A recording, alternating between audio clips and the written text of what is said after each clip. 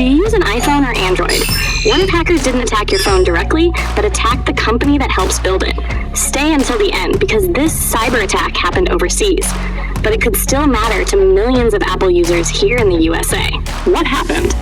One of Apple's biggest global suppliers, Tata Electronics, was hit by a major cyber attack, raising serious concerns about Apple's global supply chain. Which company is it? Tata Electronics is an Indian electronics manufacturer that supplies components used in Apple products. Where did it happen? The cyber attack happened in India, but because Tata Electronics is part of Apple's global supply chain, the impact could reach far beyond one country, including the United States. How much data was stolen? Reports say around 630 gigabytes of internal company data was stolen and later leaked online. What was inside the data? The leaked files reportedly include internal documents, supplier information, production details, and confidential business records.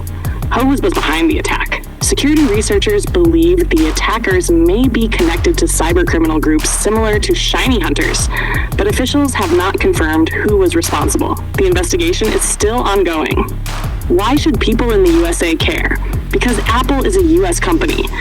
A cyber attack on one of its major suppliers can affect business operations, customer trust, and future product manufacturing around the world.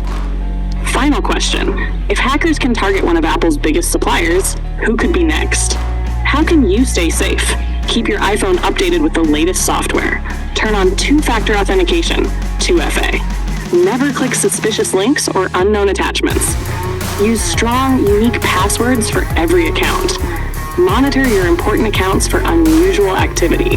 For the latest cyber breach news, cybersecurity updates, and online safety tips, make sure to subscribe.